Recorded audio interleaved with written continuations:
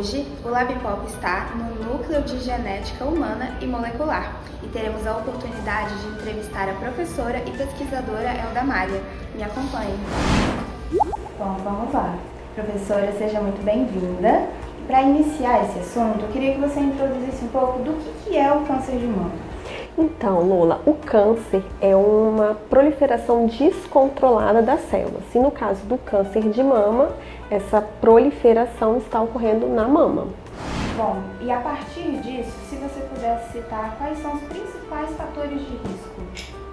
Então, o câncer de mama, ele é uma doença muito heterogênea. Então, a gente fala que tem fator genético, mas também fator ambiental atrelados ao surgimento da doença. Quais seriam esses fatores ambientais? A gente tem a questão do estilo de vida da mulher, então ela pratica atividade física, como é que é o tipo de alimentação, ela faz a ingestão de bebida alcoólica, sim ou não, também questões hormonais reprodutivas, ela teve filhos, sim ou não, qual foi a idade, né? Com qual idade ela teve o primeiro filho, quantos filhos ela teve e se ela amamentou também, isso também influencia. Então a soma de todos esses fatores contribuem para o surgimento da doença. Interessante é que é um conjunto mesmo, então, né? Sim, exatamente, porque é uma doença multifatorial. E uma questão também que muitas pessoas têm dúvida, os homens podem ter câncer de mama? Sim, os homens também podem, apesar da incidência ser menor, bem menor do que nas mulheres, mas sim, eles também podem ter. E quais são os principais sintomas que a gente tem que ficar de olho em relação ao câncer de mama? Então a gente fala principalmente no surgimento de algum carocinho, então por isso que é muito importante a mulher sempre fazer o autoexame, porque ela se conhece melhor do que ninguém.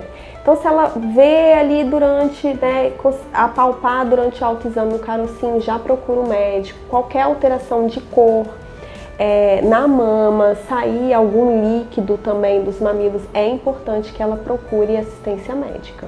Mas lembrando, não é porque tem um carocinho que você tem câncer, né? Porque a gente tem tumores benignos e a gente tem tumores malignos.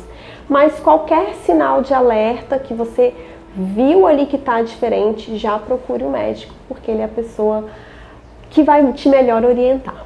Com certeza. Então, não é ideal generalizar, mas também é sempre bom ficar atento, né? Sim, exatamente. E dentro da mamografia, qual que é a frequência ideal para que a mulher faça mamografia? Então, o Ministério da Saúde preconiza que as mulheres façam a partir dos 40 anos, a cada 2 anos, mas deve-se levar em conta também o histórico daquela mulher. Teve histórico de câncer de mama, sim ou não? Então, tudo isso deve ser avaliado junto com o seu médico, mas, de forma geral, a cada 2 anos, a partir dos 40 anos. E, anteriormente, você citou o autoexame, né? O autoexame, ele substitui a mamografia? Não? Não.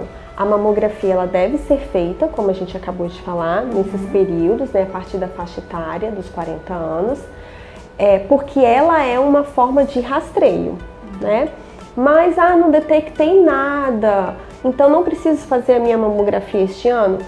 Se é o ano que você deveria fazer o exame, sim, você deve fazer. Você não deve achar que pelo fato do autoexame você não ter detectado nada, deixar de fazer este exame, tá? Deixar de fazer a mamografia.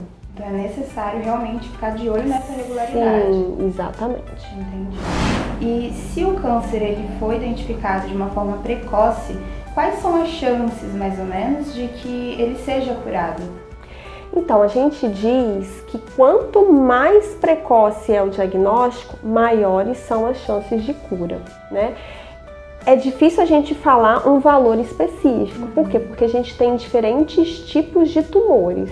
Então, isso deve ser levado em consideração. Tá? E a partir daí, a pessoa identificou esse câncer.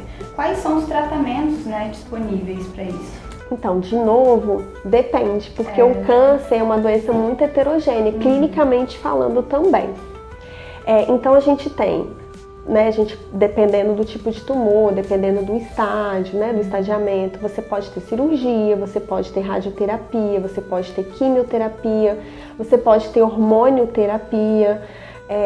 a junção de alguns desses tratamentos. Então, tudo isso, quem vai decidir é o médico que irá te acompanhar.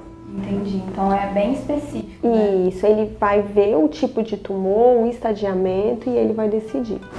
E aqui na UFES, né, no núcleo, nós temos pesquisas rolando. Se você puder descrever um pouco mais sobre isso, como que tá, né?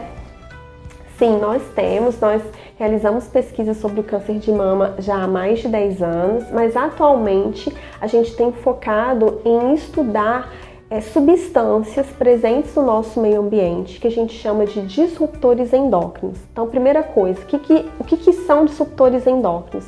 São substâncias que imitam os nossos hormônios naturais. Nossa, que interessante. Isso. Então, a partir dessa ideia e sabendo que o câncer de mama ele tem uma base hormonal, a gente decidiu investigar algumas dessas substâncias, né? Então, a gente faz, por exemplo, um estudo com glifosato, que é uma substância presente no herbicida agrícola, e isso é super importante porque nós estamos num estado que a atividade agrícola é bem ativa. E um outro material, digamos assim, que a gente tem estudado para ver a relação com o câncer de mama é o microplástico. O que é o microplástico? São fragmentos plásticos pequenos, a gente fala menores que 5 milímetros. E por que a gente está estudando isso para o câncer de mama? Porque já existem vários estudos na literatura relatando a presença de microplásticos em órgãos humanos. Então a gente tem microplástico na placenta, no coração, no intestino, no sangue, nos testículos, no leite materno. Então por isso a importância de ver se ele também não contribuiria com o câncer, assim como qualquer outra doença humana. E hoje a gente deve pensar, né, que o plástico ele já é uma realidade presente, né, em qualquer pesquisa que aconteça, né? Sim, a gente tem o microplástico em específico, ele é um problema de poluição dos nossos oceanos e nós, novamente, somos um estado costeiro. Então, se a gente tem a presença de microplásticos nos oceanos, a gente tem a contaminação dos animais marinhos, então peixes, por exemplo, mariscos que nós consumimos muito, e a gente acaba ingerindo microplástico algumas vezes pela ingestão desses alimentos. Nossa, né? Então é uma cadeia, né? Sim, é uma transferência ao longo da cadeia alimentar. Também temos microplástico no ar. Temos microplástico na garrafinha de água mineral, a gente libera microplástico quando a gente está usando um copo descartável e toma algum líquido quente, enfim, então a gente realmente está cercado por microplásticos. Então uma realidade presente mesmo, né? Sim. Se você pudesse trazer dicas essenciais para a prevenção e identificação do câncer de mama. Eu acho que a primeira coisa é nunca deixar de fazer o autoexame. Então, ninguém vai conhecer melhor do que seu corpo, do que você mesma, né? Então, faça um autoexame. Segundo, não deixe de fazer os seus exames regulares, e a mamografia é um deles. E tenha um estilo de vida saudável, né? Uma alimentação mais saudável possível, comendo alimentos mais naturais, evitando ingerir bebida alcoólica. E também encaixar aí na sua rotina a prática da atividade física. Perfeito. Muito obrigada, professora. Nada, eu que agradeço. E bom, podemos encerrar agora. Muito obrigada a você que nos acompanhou até agora. Nos siga nas nossas redes sociais, temos o nosso Instagram, TikTok também disponível agora. E até a próxima. Ciência ao alcance de todos. Lab Pop.